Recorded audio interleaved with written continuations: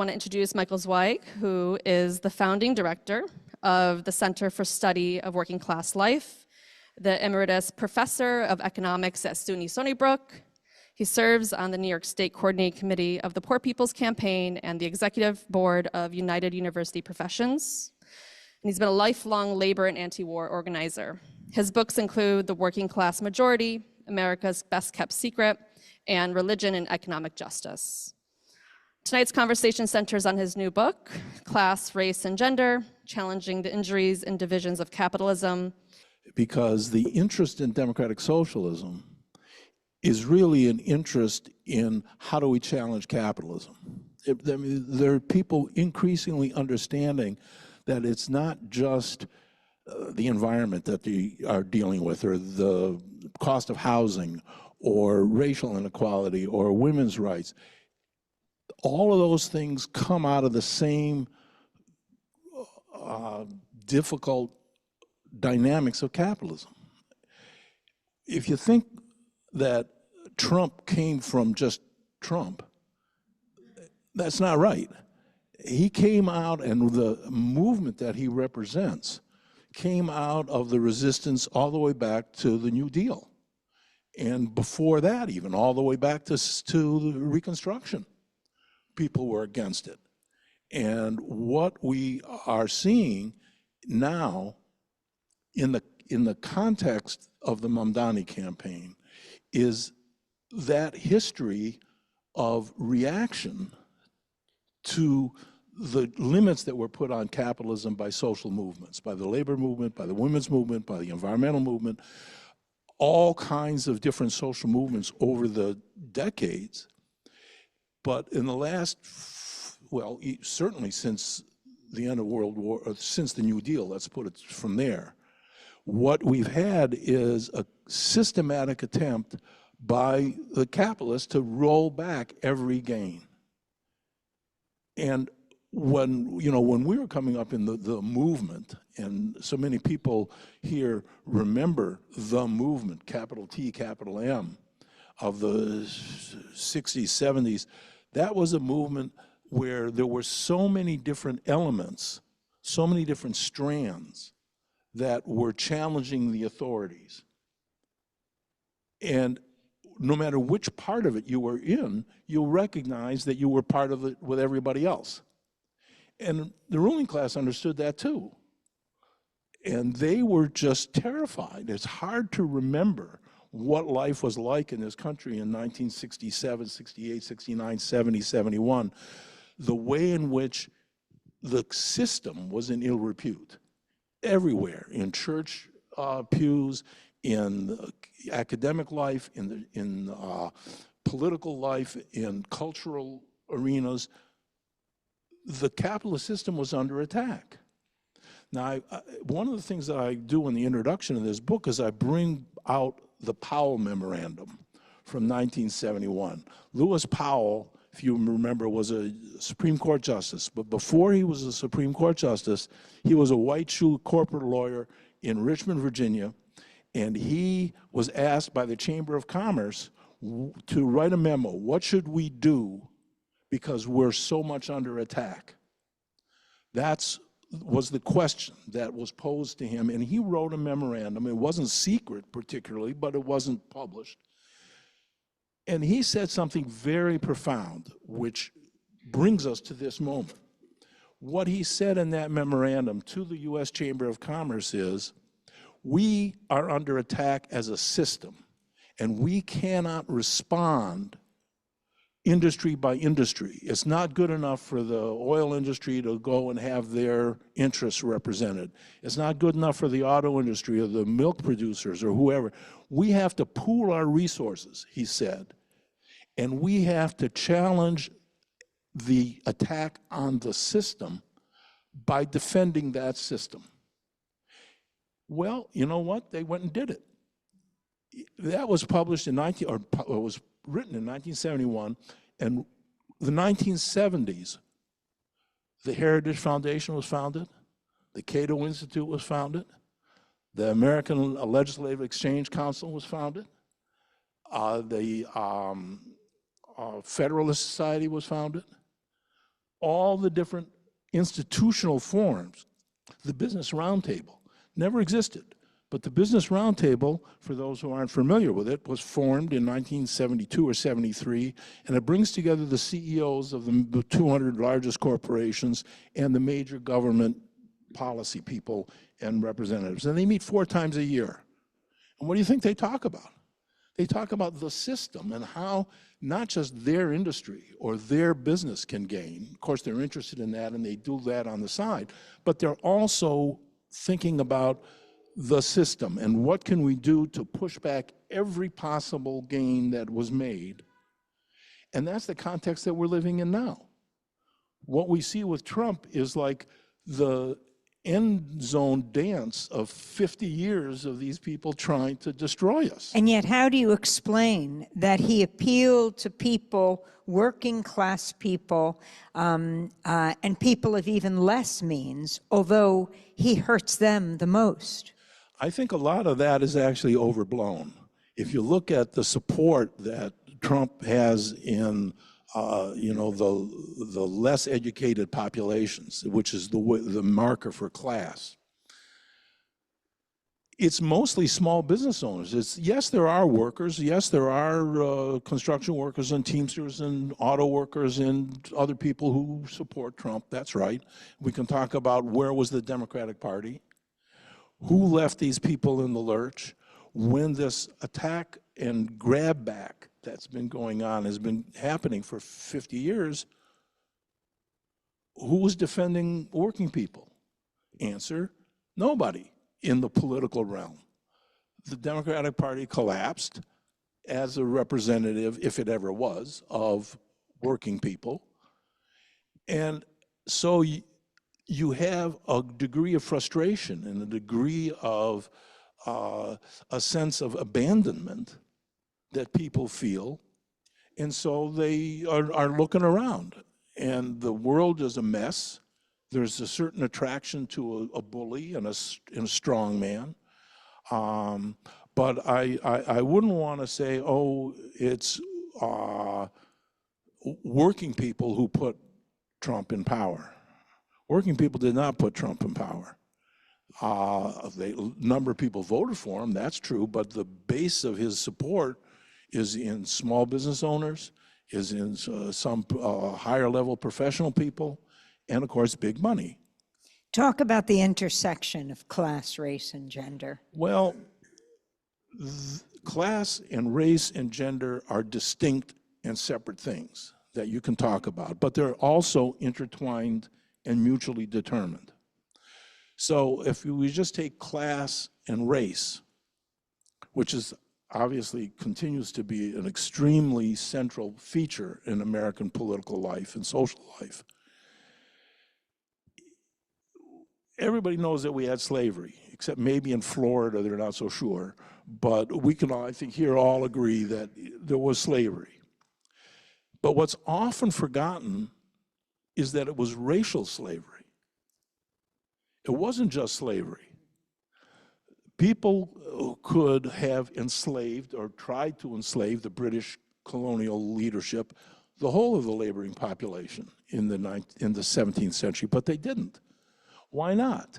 Because they wanted to divide that working population. So they enslaved a certain part of it while not enslaving another part and letting that part who became white, didn't start out being white, obviously were pale in complexion, but white as a social category didn't get invented except in the course of 100 years of enforcing this new separation and this new division among working people, which was designed, as all divide and conquer stratagems are designed, to limit the power of the people who are oppressed and who are being divided. And we can see similar things going on around gender issues, where people are told and taught that there are these differences, and men are supposed to be above and superior to women, and women are supposed to pay attention to what men say, and women are supposed to be in the home. And that's yet another division that's promoted. That's a false division, in the sense that it doesn't have to be that way, in the sense that we don't have to have those divisions if we recognize that what the real division is a class division. But that's a dangerous thing, and the ruling class doesn't want us to think about that. They don't want those experiences of unity to be developed. And so there's every attempt to divide people by race, by nationality, by gender, and every other way, in order, and it is a deliberate policy. I don't want to go into conspiracy theories, but people do know that it's important to divide their opposition. That's not a secret. And they act accordingly. And we should act accordingly. We should not fall for that. Now, how do you do that is a part of what politics ought to be.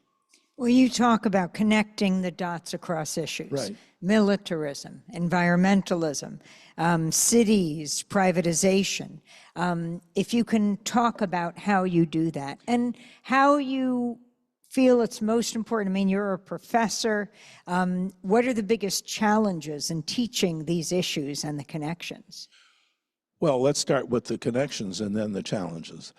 So I mentioned before the power of the movement, capital T, capital M, was that there were all these different strands, but whatever strand you were in, you recognized the comradeship that you had with the other strands, and that you were all in a common struggle against a common enemy, the system, which we then came to understand as capitalism or imperialism, however you wanted to describe it. Well, what made those different movements focused on the same target was that the complaints that they had about the environment, about racism, about poverty, about injustices, have their common origin in the structure and in the mentality of and the culture of capitalism. And so that chapter 6, the connecting the dots, was my attempt to look at 4 different parts of the movements that we are experiencing today, and looking at, for each one, how does that trace back to a common origin? And that's what I was trying to do in that chapter. Now, why is that difficult? It's difficult because you're fighting a culture, you're fighting a mass media, which you know so well, and why your program is so important is because we need every possible resource to expose these connections and to look more deeply at each one of these movements to see how they do come from a common origin. And that's a politically challenging thing to do, especially with the regime that we have now in power in this country that seeks to just strip academic life of any opportunity to challenge the authority of capital. I mean, and they say so. They're not hiding it. It's anybody who wants to talk about racism and slavery, except that how good it was that it gave people skills, is an enemy of the people. Well, if you're talking that way, or you want to talk about the environment, you get no help from this government. You get opposition from this government. So what makes it difficult is that it is a confrontation of power. And power doesn't like to be confronted, and they make it difficult for us to challenge them, and that's what we're living with. And that's why these kinds of discussions that we're having here in this book and your program are so important, I think, for building the kind of understanding in the context of social movements, that walking on 2 legs of theory and practice, that I think is so important for what we do. We had you on with Reverend William Barber last year. Yep. You are both, he's the head of, and you're involved with the New York chapter of the Poor People's Campaign. Correct.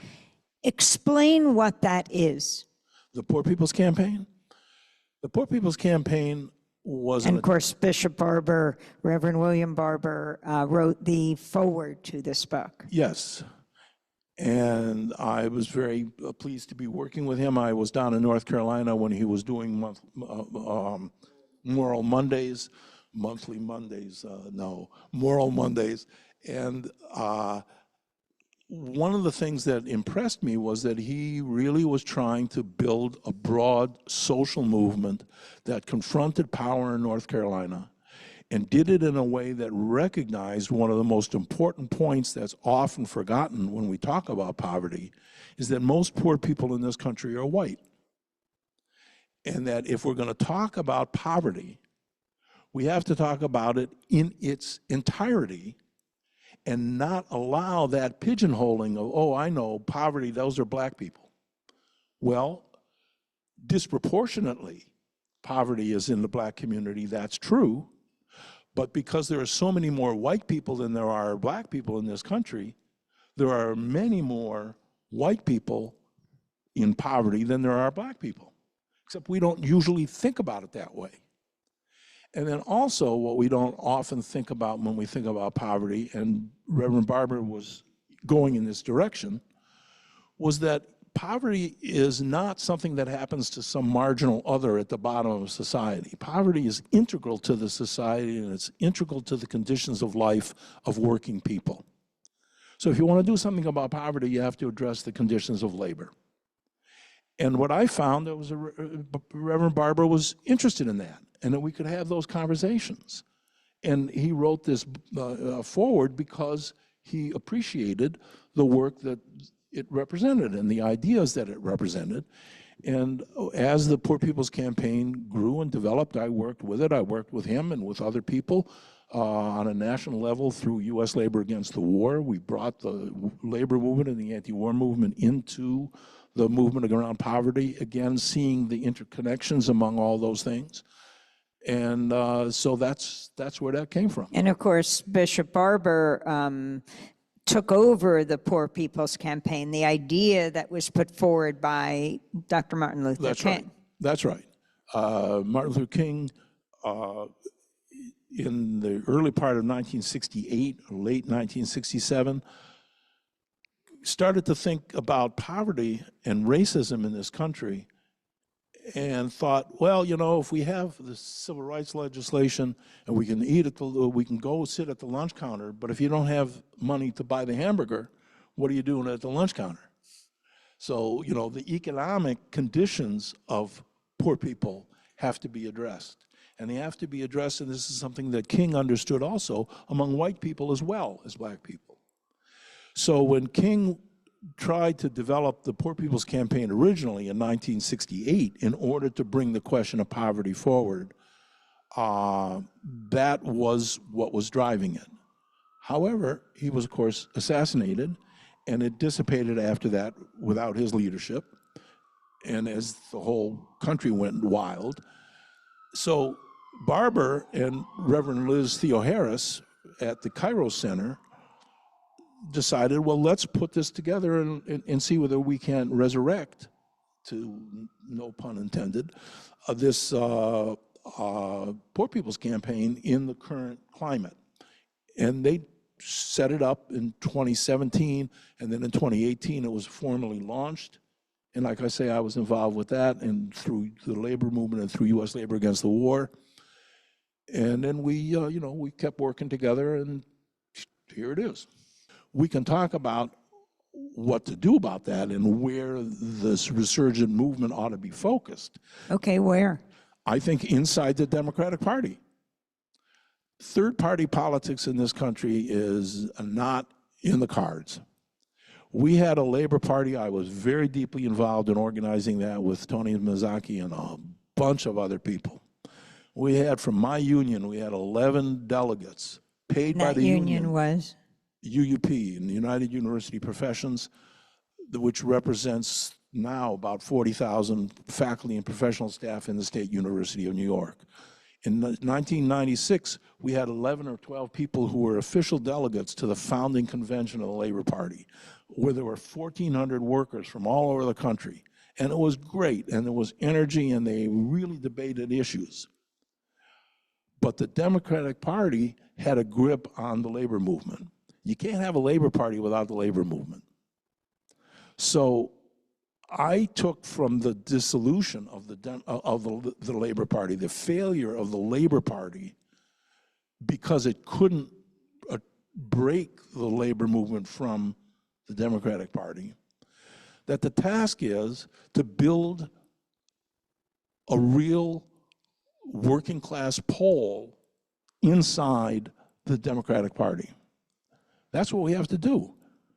Well, the word socialism can mean many different things, obviously, and it has over time.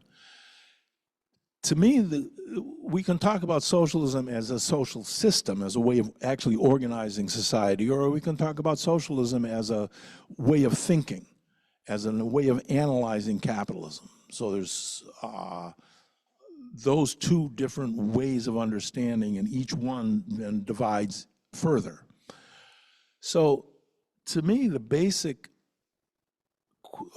idea of socialism is to enhance the power of workers. Socialism is the political aspiration and organizational form, if you want, of working class people. So I would say anything that enhances the organizational capacity, the material conditions, or the cultural resources and intellectual resources of working people, that's a socialist program. And if you put it that way, without saying, oh, it's the government that has to take over everything, or it's the government that it runs every business and every mom and pop store, and don't get into that. The idea is anything that increases the political capacity, the intellectual capacity, the economic and social well-being of working people, and reduces suffering and reduces injustice. Well, let's leave injustice aside because that's a freighted term. Suffering is pretty clear. Anything that reduces suffering, anything that increases the capacity of working people, I'm for it. I'll call that progressive. Anything that stands in the way of that, I'll say I'm against it. I'll say that's what the capitalists want. And in that way of thinking, Mamdani is in the socialist camp. Now, within the socialist camp, there are people historically who've said, well, we have to do this through electoral means. Others say, no, we don't. We can do it through revolutionary forms, and all of those kinds of debates are rich. And in this book, I do address that, and I will say, we are not living in a revolutionary moment. Now, I know some people may not agree with that, or may not want that to be true, or think that it's just around the corner, stick around. I'm going on the basis that we are not in a revolutionary moment, so we're in a reform moment. So if you look at how do you do reform, that's that combination of social movements as the drivers, but then you have to have somebody who's going to implement the policies, and that's in the electoral realm. Let me say to the question of what do I mean by class, that's a basic question, it's a good question. To me, class is a question of power. I don't think of class in terms of income or lifestyle or any other measure, but power. Now, power by its nature is a relationship. So class is by its nature a relationship. It's a relational phenomenon. The working class, I say, are people who basically go to work, don't have much power or control over the work that they do. They work under supervision, close or distant, and they go to work and they do their job, they go home, or they go to another job. That's the working class. Now, typically, we think historically in this country that the working class are people in heavy industry, factory workers, miners, construction workers. But there's an awful lot of service workers, people who are in call centers, people who are home healthcare workers, people who are nursing assistants, people who are EMTs, people who are technicians of various sorts. Those are all working class people. And what I've done is look at the data that the U.S. Department of Labor presents on occupations. And I just like 800 different occupations. So I can tell you how many accountants there are, but I could also tell you how many bookkeepers there are. It's the difference between an accountant and a bookkeeper. There's a difference between a cook and a chef. So What I would do is go and look at the data, and what I found is that about 62% of the labor force in this country are working class people. They don't have a lot of control or authority over their work or the pace of the work. And that's, you know, driving a truck, doing whatever they do. But that's a relationship. They don't have the power. Who has the power? Well, that's their employers. That's the capitalists. They're the people who have the power. And so that is the relational class that's of significance to the working class. And that's about 2%. The boards of directors of the major corporations and the senior executives and so on. But there is a middle class of professional people, small business owners, and managers and supervisors. And that's about 35% of the population of the labor force. And that's been pretty consistent since the middle 1980s, which is the first time. I've been doing this for 40 years looking at these numbers. They haven't changed a whole lot in that whole period of time, which is really interesting. The particular composition of those different occupations is different. But the working class has been about 62, 63%. That's why the book was called The Working Class Majority, because we tend to forget. And that helps when you talk about democratic socialism and you bring the working class to power. That's the majority of the people of the country, if you can organize them.